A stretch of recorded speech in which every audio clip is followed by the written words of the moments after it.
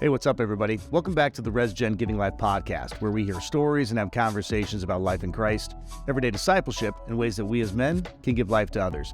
My name is Tom Henderson, the founder of RESGEN, and I'm excited that you're tuning in for the podcast today.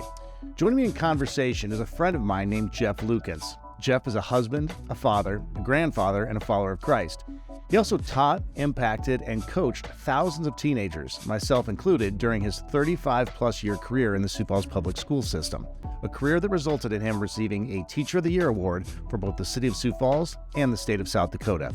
In this episode of the RESGEN Giving Life Podcast, Coach Lukens and I visit about what he enjoyed most about teaching and coaching students and what advice he would give to others who are working with teenagers and parents today. We also talk about what he thinks has contributed to the dramatic rise in athletic performances today and how we can protect our kids from things like burnout, performance anxiety, finding their identity in sports instead of in Christ, and so much more. I think you're really going to enjoy this episode. Here's my conversation with Jeff Lukens.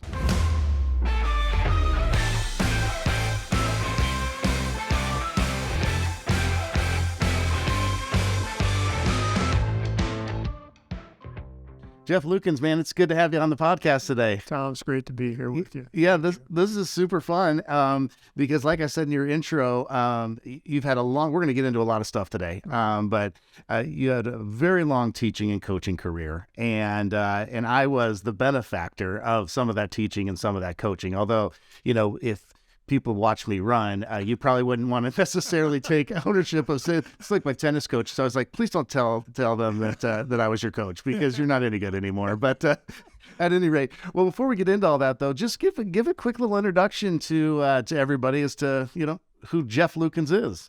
Well, that's a good question, and it's a very broad question. Yeah. Because normally when somebody asks you who you are, you talk about what you do or what you did. And I tried not to make that who I was, but I probably have been known by people as being a teacher and a coach to some extent. I taught a lot longer than I coached, but I had a 35-year teaching career in public school. Yeah. The last 22 were at Roosevelt High School, and then prior to that, the old Washington downtown, which I was just there on Saturday, and the nostalgia of that place still grips me. It's just a great place. So my whole life has been in school. I mean, I started out going to school when I was 5, and I quit going to school when I was 50-something years old, and I always went to school. You know, I tell people I never went to work a day in my life. I mean, not that it wasn't work, but I always said, my wife was also a teacher, which was a great blessing. I got to go to school, or I'm going to school. I never had to. I just went. So it's been education and coaching and athletics my entire life. Right. And you were quite the athlete yourself. I don't know about that. I mean, I did athletics. Yeah. I mean, I was, believe it or not, back in the day, I was a shot putter. Right. That's where I had my greatest success, mainly because the team sports I was involved in, we just weren't very good back in the day. So I did throw the shot, and I went to Augie and graduated from O'Gorman back in a long time ago. So yeah, sports has always been a really big deal to me. And if I read correctly, I mean, you actually won the shot put, you know, the championship, right? When I was a senior in high school, I won the state championship. Yeah. Yeah. And then I won a couple of conference titles when I was at Augustana. Okay. So like that was a lot of pounds and a lot of muscle to go, Tom. Now I don't think I could make it out the door with the shot put. Yeah. Well, so what really inspired you to be, I mean, because you're so connected to the track and field and cross country world, and that's been so fun because, as you know, like my youngest son Chase is you know, really he's a pretty good runner, you know, and he's going to go run in college, and so it's always fun to watch you at these cross country meets still and track meets, and you know, still get to see you with some regularity. But what really first got you into the whole track world? Was that just something just because you started as a kid and you just fell in love with it? You want to go back to when it started. Here, this is a true story. I was a sophomore in high school, and my dad told me I had to go out for a sport in the spring. I was a big kid. I mean, big, I was kind of soft too. I thought, what sport do I have to do the least amount of work? And I thought to myself, track, but not the track part, The shot put ring is 7 feet across. I said, I can make it 7 feet. So that's a true story. I went into track to throw the shot put because I thought that would be the least exertive event in track. I did play football. I was a lineman, and then, I can just kind of hide. In a team sport, you can kind of hide a little bit. Little did I know in track, you can't hide. I mean, it's you, or cross country is the same way. The team aspect is there, but there's an awful lot of individual stuff too. So that's actually a true story, and I was okay at it, and I thought this is kind of fun. I could keep doing this. So it just one thing led to another, and I ended up being okay at it. Yeah. And then from there, I think track is one of those sports, track and cross country. Once you've done it, you can't not do it. Whether it's watching it, coaching it, participating in it. And it truly is a lifelong sport. I mean, even you and I can still run. Right. I mean, I can't throw the shot put or high jump or hurdle, but I can still run. So I think that the connection with the sport is pretty deep. Plus, you make so many friends and acquaintances, not only in the coaching ranks, but former athletes that you become friends with and you just keep up with, and you want to know how they're doing in the rest of their lives and trying to continue to make them better men and women and so on. Yeah. Yeah. And I think that that's such a good point.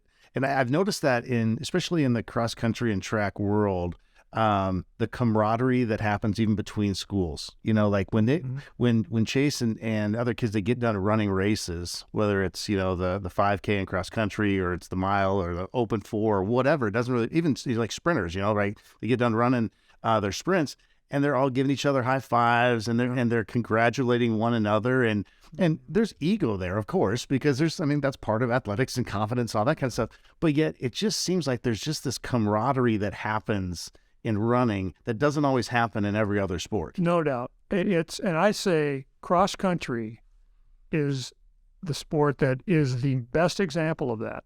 And you've seen it, Tom. We've seen it together at these finish lines. It's not like trash talking and gesturing. It's hugging. Everybody's all over each other because everybody's in the same boat. Cross country, everybody's doing the same They're all tired. There's one event in cross country, and they all know what everybody went through.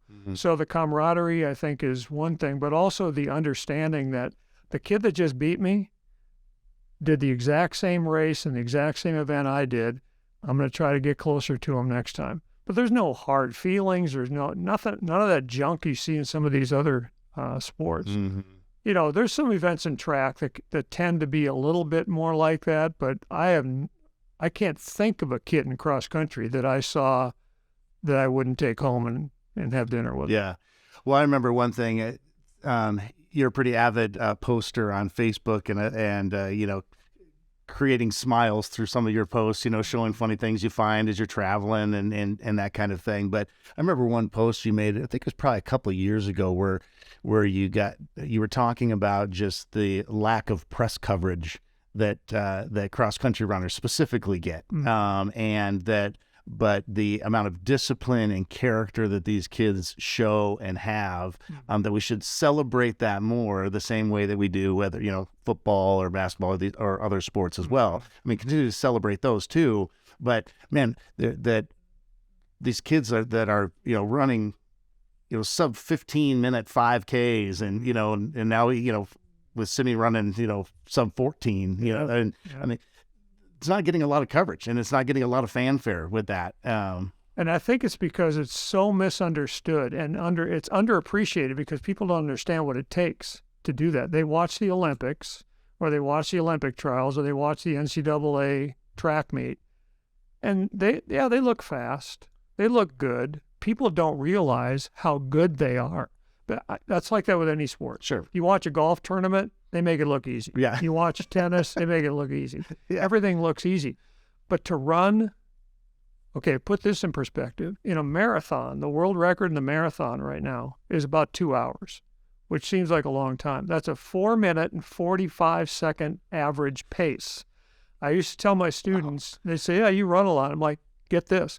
I couldn't go out to that track and run one lap at that pace. And these guys are running 26 miles at that pace. Yeah. So part of the problem is that it's an image problem because people see these skinny people in cross country, skinny guys in tank tops and their shorts and all that kind of, and they're like, well, they're not really that good an athlete. I'm like, they are phenomenal athletes. And you mentioned Simeon, Big Birnbaum from Rapid City Stevens. But you think about these top level runners from Kenya and Ethiopia who we can't even touch in the U.S. Yeah, they might be skinny runners, but they are phenomenally conditioned athletes. Yeah, no kidding. Well, and that's we're seeing just such high level performances from all sorts of athletes. I'm sure the name Ryan Krauser, the shot putter. I've heard of the guy. I've heard of the guy. So like, the world record holder in the shot put 76 feet 8 inches, which that's a long way. Perspective, 20 feet further than I threw the shot in college. 20 feet. Which, again, you think 20 feet, well, that's not that far. Yeah, that's a big difference. Right. So, like, you have such a high level of performance that you see out of just athletes in general today. I'm sure you've seen it in all your years of coaching. There's obviously some kids that they just have a talent for it, right? But there's also just this tremendous work ethic and all that. What do you think has contributed over these, like, especially now, we're just seeing just crazy numbers in so many different sports. Why are we seeing such a dramatic rise in performances? I think as a science teacher, I'll answer that with the science of it. Yeah. We are, especially at those higher levels like Krauser and the really top-notch hurdlers, the top-notch distance runners, they are almost scientifically engineered to be that good because their training regimen is all scientific. Their diet is all scientific. Everything they do is based on scientifically what's going to be the best for their bodies.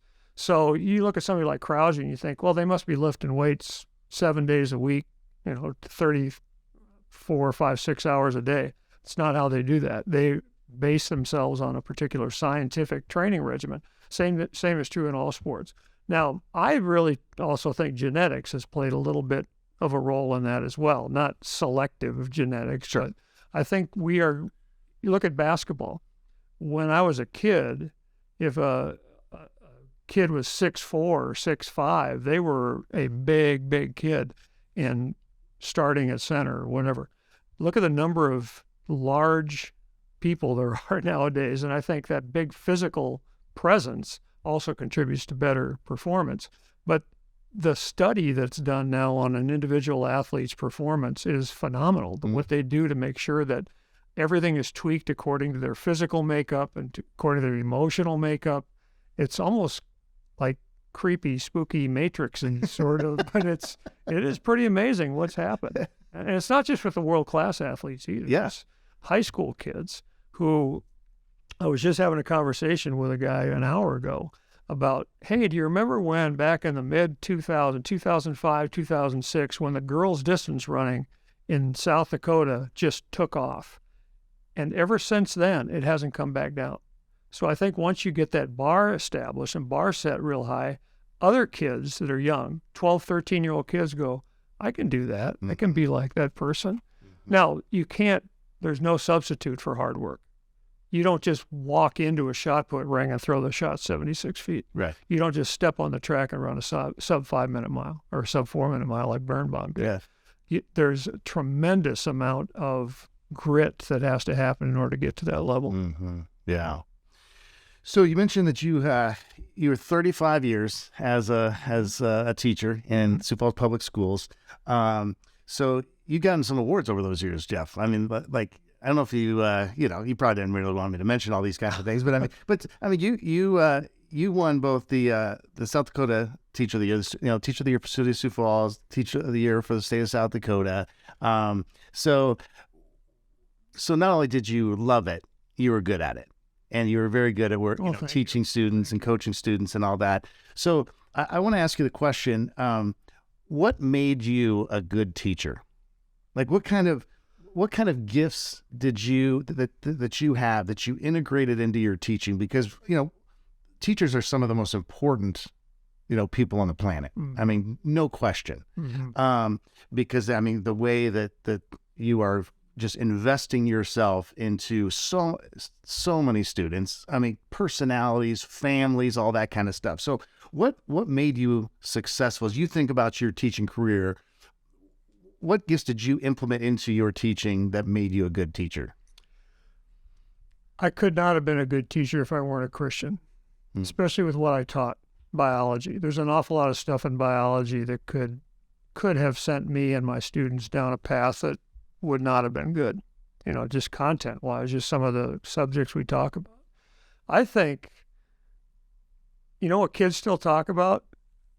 My sense of humor, about how I don't remember any biology, but I remember that one joke you told. And sense of humor is one of those things that puts everybody at ease. If you have a reasonably appropriate sense of humor, it puts everybody at ease. And I think that was one of the things I was able to do, is get every kid to be sort of at ease in my classroom. They knew that I had their back. They trusted me. You notice I didn't say I knew a lot of biology. Anybody can learn content. Anybody can learn what's in a textbook, but it's relational. And my number one thing, sense of humor and all that is important, but that has to do with relationships. Yeah. I wanted to know every kid's name after the first day of school, and I wanted to make sure that if I saw that kid somewhere other than school, that they knew I knew their name and that they were valued. But what made me what I think I credit with making me a good teacher is my wife.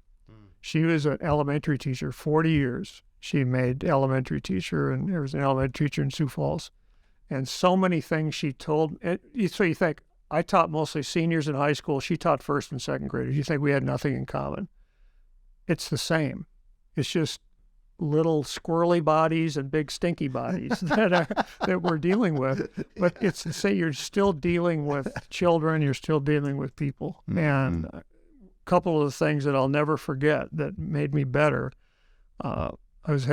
you'd have problems with a kid, and you get frustrated and you'd rant and rave. And I remember her saying to me and she only had to say this one time, and it's almost like she should have grabbed me and done it, but she didn't need to. She said, "Jeff, there's always a reason that they're doing that. And it's not you."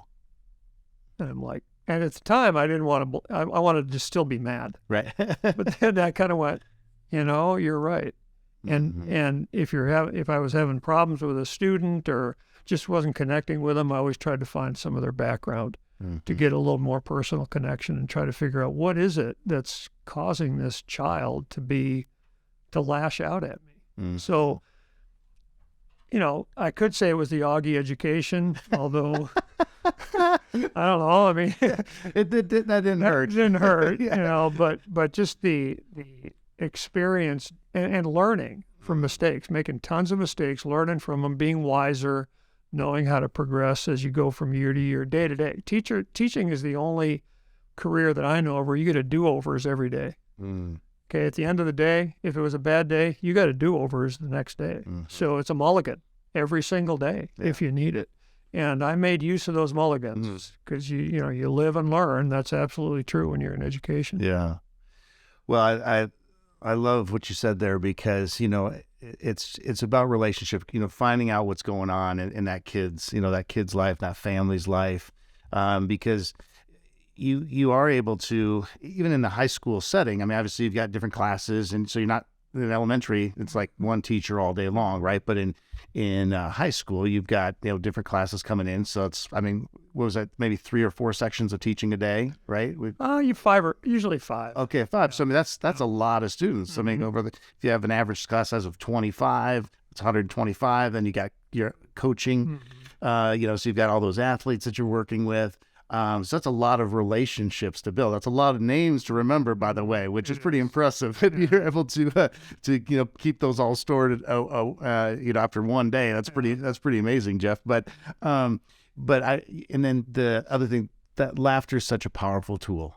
Huge. I remember one of my mentors telling me when I first started speaking, they said, Tom, if you get them to laugh, you'll get them to listen. Mm-hmm. If you get them to listen, you'll get them to learn. Mm-hmm. And laughter is such an important tool, even in the workplace, right? I mean, we just, and that's one of the reasons why I love, our marriage and, date night comedy that we do, is because sometimes we just take our life so seriously. Mm-hmm. And like marriages, right? I mean, man, laughter in marriage is one of the most important things we can do. Mm-hmm. is laugh with our spouse on a daily basis. Absolutely. But how often do we really try to make space for that? Mm-hmm. Even, Mm-hmm. right? So I that's such an important reminder, all of us as people and listeners right now, we all have the opportunity to try to bring laughter and levity into the workplace or into our homes. It's just how often do we do it? And just because you're making people laugh doesn't mean you're being a slacker. Right. I think it's the opposite, because it really takes some wisdom and understanding and intelligence to make people laugh appropriately. Yeah. Anybody can tell a dirty joke. Sure. But to get people to laugh, and I used myself as the butt of most of my jokes, which also puts the kids at ease, because they think of the teacher as being, that elevated intellect. And I made sure that they knew after the first day that wasn't where I was at. I was not an intellect at all. It was just I was a teacher who was a relational kind of guy. Mm-hmm. Yeah. You mentioned your faith a second ago. Now I'm going to come back on a couple things regarding teaching and coaching a little bit. But so you mentioned your faith, and I remember just your room always used to host FCA, and you probably hosted that for many, many years. One of the things that I think that we've been so blessed with here in Sioux Falls, like even with my boys, Zaya's at University of Sioux Falls now, and Chase will be there in the fall, but both of them had such strong believers as teachers, throughout their elementary, middle school, and high school careers. So many teachers that were really passionate about students, but also passionate about the Lord, and that we just felt that was a tremendous gift as parents. But one of the things that I think that all of us sometimes struggle with is like, how do we incorporate faith, into the workplace? I think as guys sometimes that can be daunting, or we don't want it to come off as like we're like putting ourselves higher than we ought, or whatever, right? I mean, or the fear of just what does that look like? So for you, being a public school teacher, how outside like FCA, how did you incorporate faith? Not necessarily, like you mentioned in the sciences, how that sometimes it seems like faith and science can't coexist together, but yet that's not true.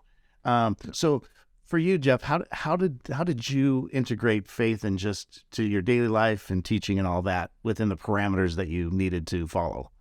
Well, that last part was important, because the parameters keep shifting. The parameters never seem to be carved in stone. They just kind of like don't do anything wrong. Well, what does that mean? You can do this without having crosses posted on your wall. Yeah. And you can do this without doing these subliminal messages in a PowerPoint, where Jesus, pop up on the PowerPoint or something. I think it's, I think about how, what was Jesus's best teaching was done by setting examples. And if kids know you're a believer, that's when the faith part is obvious to them. And I never once had to say to a class, okay, now just remember, I'm a Christian, so let's make sure we behave like. Never have to do that. But after a very short time, I think they could tell that there was something different. The FCA thing was a huge deal for me. You've had people on this podcast who were instrumental in my faith development. Gordy Fosness and Bob Young, Brian Hansen. Yeah. I mean, these guys were, from an FCA standpoint, instrumental for that, for me. But I don't know. It's more of a, what kind of life do you live? Yeah. And kids notice that. That's good. And if you're, that's the person who says, I'm a Christian, and then their students see them somewhere doing and saying or behaving in a way that doesn't represent that, they're going to go, I don't want any part of that. So my goal in addition to teaching biology, was to get kids to go, wonder what it is about this guy's faith life that is sort of appealing. No. And that also has to do with treating everybody respectfully. It has to do with loving them. And I told, this may not be appropriate. I told my students I loved them all the time. Not individually, but as a group. I said, just remember, I love you guys. Yeah. And especially if we had a bad day. If the class period is lousy, at the end I say, just remember, I love you guys no matter what. Yeah. And some of them would cry. I had so many boys cry. Oh, man, I won't do that again.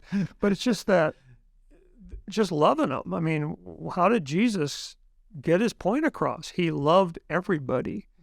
And that's not easy to do that, because there are people you just don't want to love very much. And believe me, in schools, Tom, there's a lot of them. Yeah. Now, whether they're adults or students, but it's a modeling what it is to walk with Christ, rather than talking. The talk, walk the walk. Yeah, it's huge. Yeah, no, it's and you said something else too, and that being consistent in that. Being consistent, and that's not easy. Yeah, no, because there's so much stuff that happens in a school day that could set you off, and that could say, I just got possessed by a demon here. But it's very hard to do that, but keeping your focus on where it belongs with, walking with Christ. Mm-hmm. So as you look back, as you think about 35 years teaching and so forth, what did you enjoy the most about teaching first? And then I want the same on the coach again. So what did you enjoy most about teaching? The teaching part, taking a student who, and I taught AP biology, which is especially about the last 10 or 12 years of my career, is all AP biology. Not an easy class, really, really academically and intellectually very challenging. Taking a student who on the first day said, I don't belong in here because I'm not smart enough. I'm not this enough. I'm not that enough. And watching them make it through the class for 9 months, take that AP exam and pass it, or not pass it, either one. Just take the challenge of saying, I'm going to do this, and giving them the confidence to believe that they can do it. I've had so many students who weren't successful on the AP exam who are now doing things that are unbelievably successful. So it was just kind of taking the high flyers are going to kind of take care of themselves. The ones that are, their confidence level is like, I'm not smart. I always would say, well, how are you smart? Not how are you smart? Everybody's smart. How are you smart? How can we use that to get you to succeed? Ooh, so that was a huge deal for me, just to see that the kid that didn't think they could do it end up doing it. Yeah. And then what about in coaching? The coaching thing, cross country especially, same thing. You start out the first day of cross-country practice with kids, and you're like, what are you doing out here? You made it to the wrong sport kind of thing. And just seeing them. And the beautiful thing about cross-country is you have a chance to prove your improvement every single, you saw it with Chase, the same thing. And he did. I watched him. He was improving every single race. That's the fun part about it. And there's one winner. According to the newspaper, which is irrelevant because they don't cover cross-country anymore. But according to the result sheet, there's one winner. But if there were 100 kids running in that race, and this, I don't want this to sound cheesy, they all won. They just didn't get the gold medal. And every kid who crosses the line, whether it's track, cross-country, whatever, knows that they accomplished something. So, I had some really, really good athletes. But the ones that are most memorable aren't necessarily the ones that were state champions. They're the ones who came from way back at the beginning of the year to making it onto the state cross-country team or whatever. Yeah. But it's just that relational stuff, whether we're talking about classroom or athletics, it's that relational stuff. And seeing a kid at high V who you kind of like, I know that guy. And they come up and give you a hug, and it's like, yeah, you were my cross-country coach in 1993. And I'm like, and then it starts to come back to you a little bit. Yeah. Just gold medals and 5s on AP exams don't last all that long. Right. But relational stuff never goes away. Oh, that's so good. And I think that is such this last year, I read a book called The Gap and the Gain. I think I've talked about it on different episodes here, but I mentioned in my message even at this last year's Men's Summit because it talked about the power of measuring backwards and about, so often, we think that we can look at things like failures because we didn't win or because we didn't get the promotion or we didn't get, whatever we're trying to get, or we didn't meet some sort of standard that we built up in our head that's really very difficult to meet anyway because that's constantly a moving target. But the power of being able to measure backwards and like to the beginning of a season, looking how far you've come at the end, or, boy, I didn't think I could make it through that difficult class. And yeah, so maybe I didn't get an A, but I made it through. And just the tenacity and the discipline that you learned along the way, that is such an important life skill, that it was just such a powerful thing for even me to think about just in my own faith. And then like, man, why do I still struggle with a short fuse at times? Why do I struggle with patience or whatever? But then to think back and say, but look at how I have grown. Look at how you've grown. Those areas. And then celebrate that. That doesn't mean that we don't still have work to do, but let's also just celebrate the work that has been done. Exactly. And looking at, I keep going back to cross country because I think it's the ultimate sport because you're responsible for that growth. So I would do that very often with my runners to say, okay, now before you start beating yourself up here, early October, we've been doing this for 2 months. Think about where you started and think about where you are now. So that's a really great point. I'm going to have to remember. I'm going to have to read that book. Yeah, it's good. It's a good one. So even though you're not full-time coaching anymore, you're still very, very active. Like I said, I see you at these meets. You're very active in like helping set up, organize, lead. One that you're very passionate about is the very first one of the year, the Mac Butler, each year. And one thing, so first of all, why do you still stay, you're not coaching anymore. So why do you still stay so involved in the sport? Well, now I've kind of morphed into an official. So I do track and field, officiate meets, which people are like, what do you need an official for? Why do you need a referee? Well, that's kind of what I do. Referees are just there to sort of, things happen during a track meet, a drop baton, somebody running out of their lane, little uniform violation or whatever. So that's now what I do in the springtime is officiate track meets. And that's what I do in cross country to a certain extent too. But like I said at the beginning, it gets in your blood and it's like, I can't not do this. Even if I weren't officiating, I would still go to track meets. Yeah. The state cross country meet was always my favorite athletic event of the entire year. Not because it was cross country, just because it was beautiful. Yeah.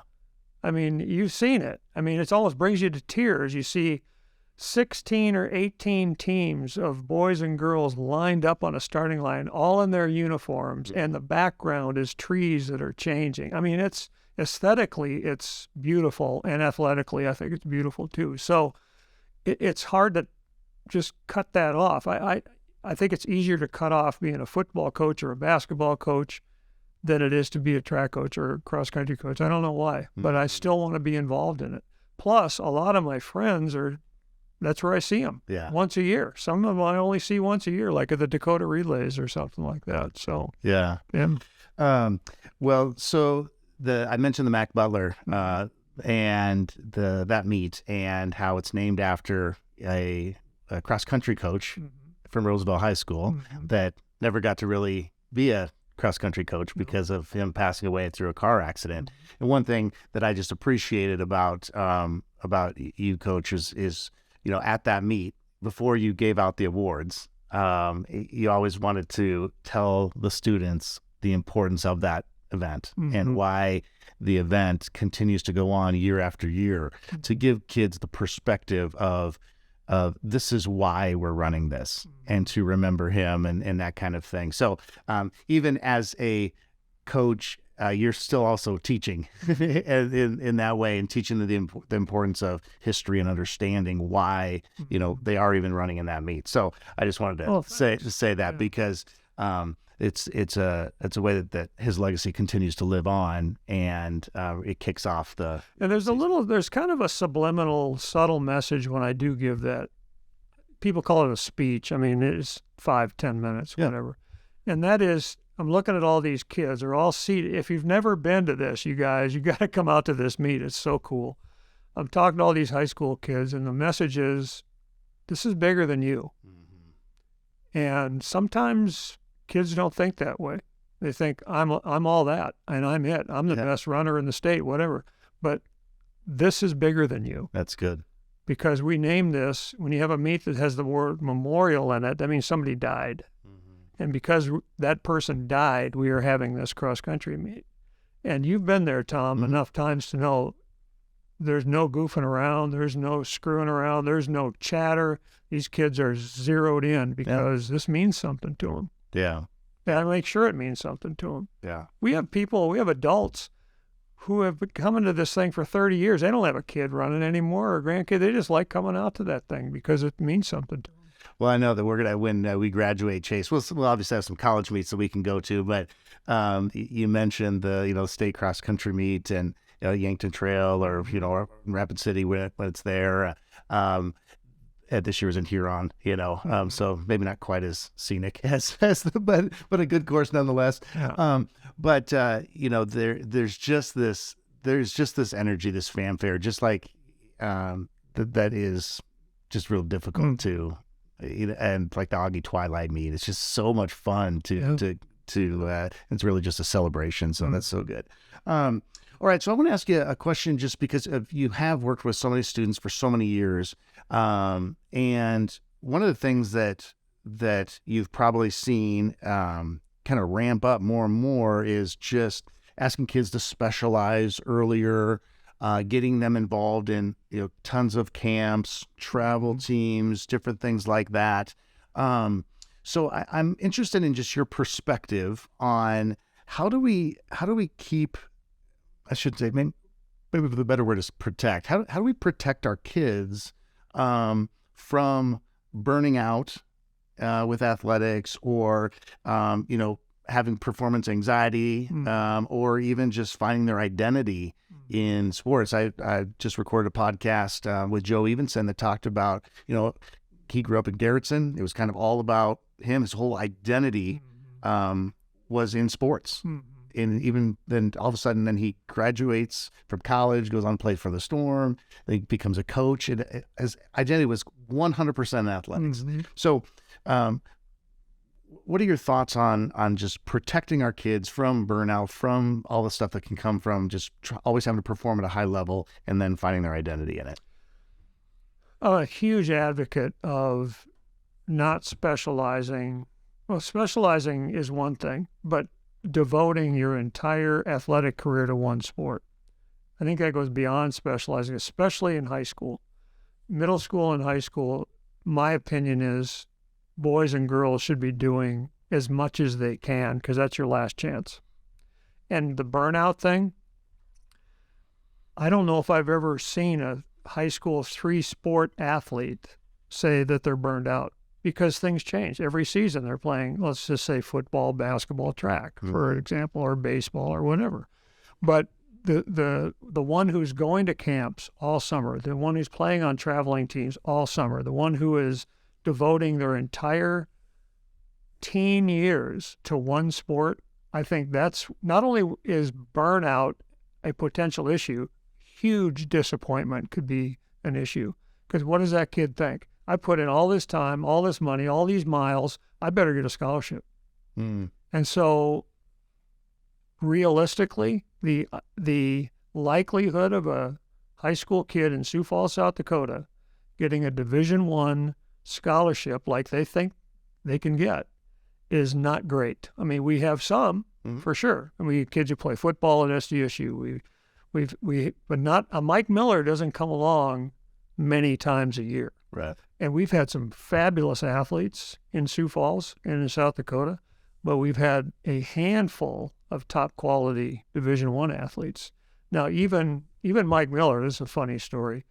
I watched Mike Miller do the high jump he wasn't all into it, but he at Mitchell, his basketball coach, Gary Munson, said, no, you're going to go out for track too. You're not just going to do basketball. Mm-hmm. So that's a long time ago and one example, but I'm a huge believer in if you get to the point where you're competing at the college level, that's all you're going to do.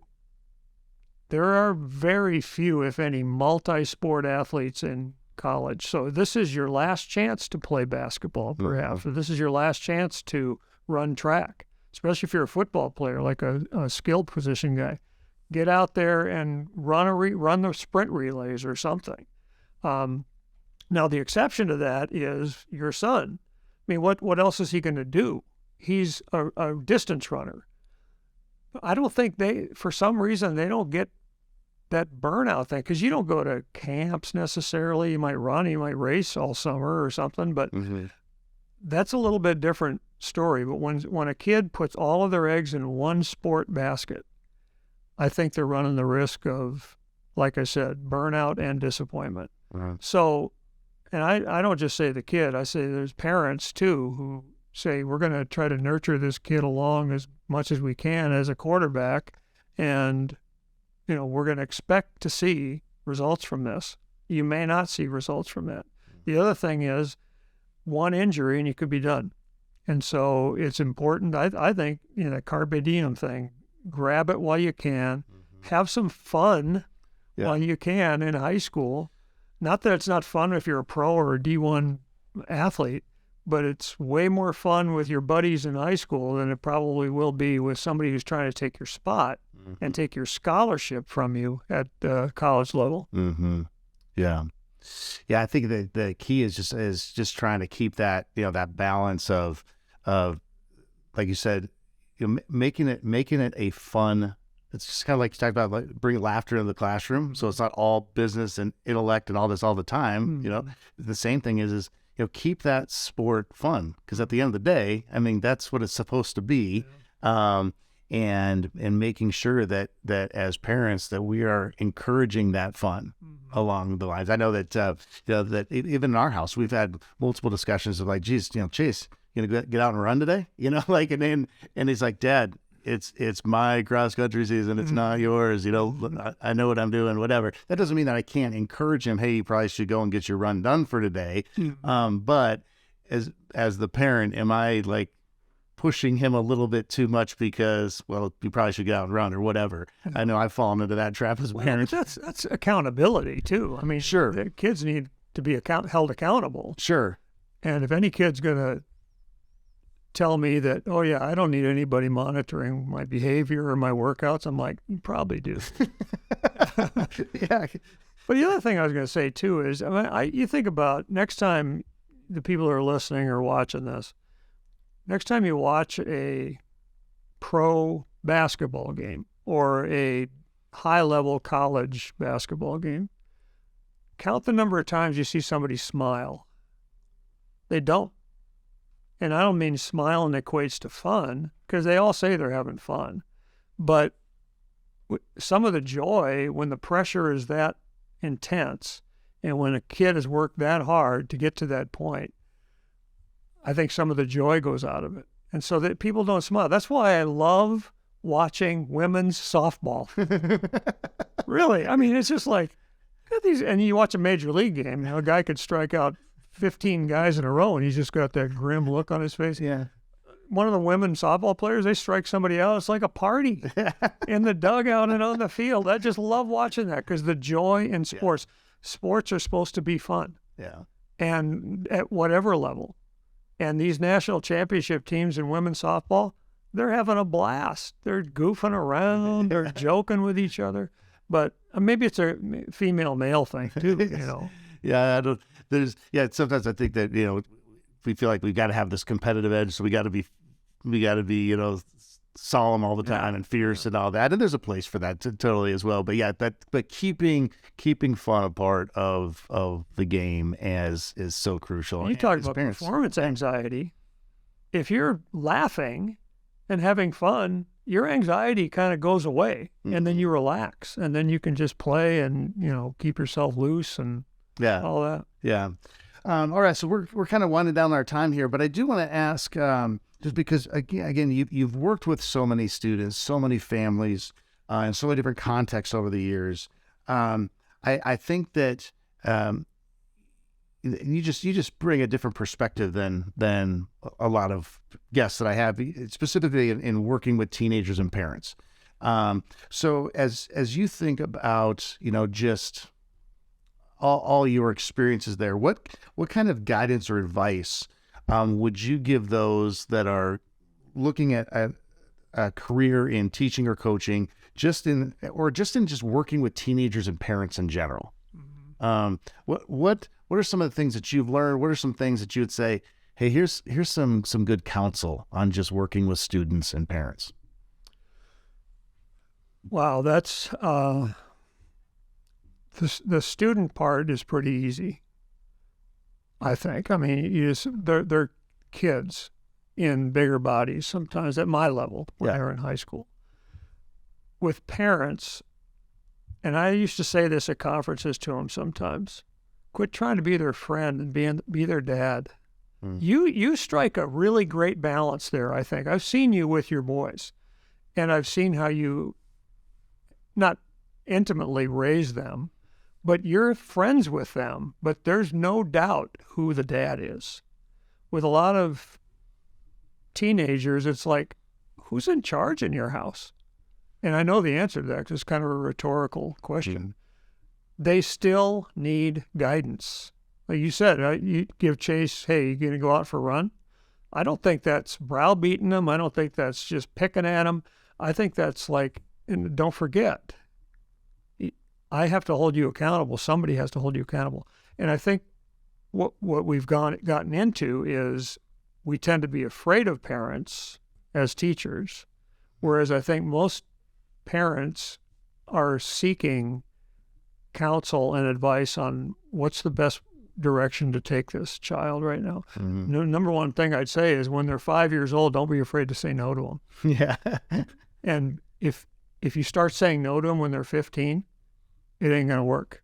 So from the time they're little, I mean, I don't mean you always say no, but they've got to be able to handle that word.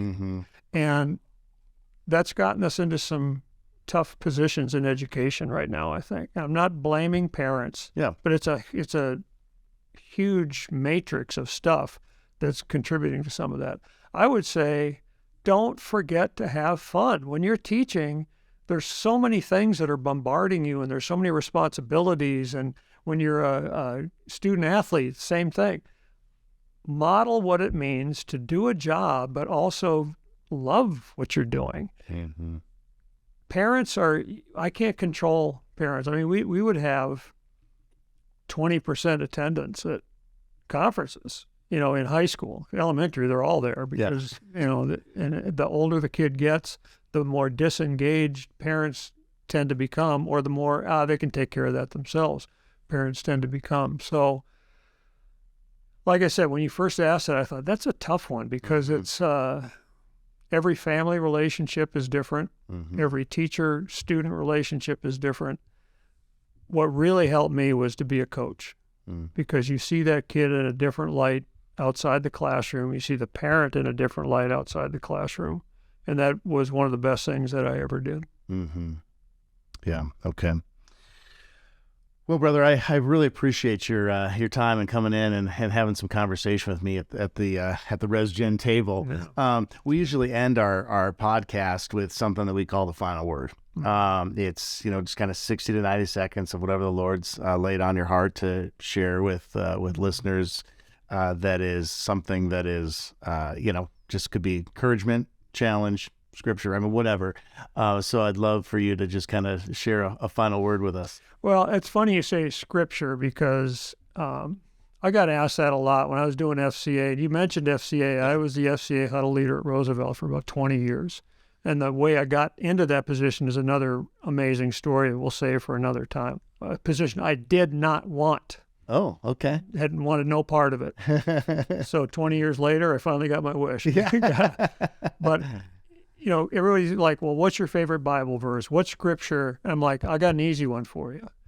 When Jesus said to Peter, the one question we need to ask ourselves every day, who do you say I am? That's, for me, my life verse. I mean, everybody's got these flowery life verses. I'm not smart enough to memorize all those flowery life verses. Yeah. But that one I can remember, because not only is it a verse, it's a question that I have to answer every day. Who do you say I am, Jeff? Jesus talking right to me. The other one we used in FCA a lot was from 1 Timothy chapter 4, where it says, don't let anybody look down on you because you're young, but rather set an example. As the kid, set an example for other believers. And a lot of kids took that to heart. We even had T-shirts made with that on at one time. And but the main thing, Tom, is, and I ask myself this at 64 years old every day, who do you say I am today? Every morning. I think of Jesus saying, who are you going to say I am today? Yeah, it's so good. And it's so easy to say, well, I'll just say you're Jesus and then just put that behind me. But that's the key question to, in my opinion, everybody's life, everybody's afterlife, salvation. You say, I know who you are. You're my Lord. You're my Savior. You're my King. I'm good with you. That's so good. I have a message that's just on that scripture specifically, and I haven't preached that in quite a little while, but it's one of my favorites because you're so right in that our answer to that question will large in part determine why we follow him or why we don't. It's the most important question you can be asked, and it's the most important answer you have to give. And I love how you said daily. Daily. I need to tell everybody, I am so proud of you. I mean, Tom was a student of mine. You're an athlete of mine, and I mean, you got less hair than me. Thanks for saying I was an athlete, by the way. You were, yeah. Well, that was I'm air quoting right now, but I am so proud of what you're doing. Every time I read your Facebook post, see your picture, I hear people talk about you, and I'm like, it just makes me swell up with pride. I mean, I know you're not my kid, or you're not.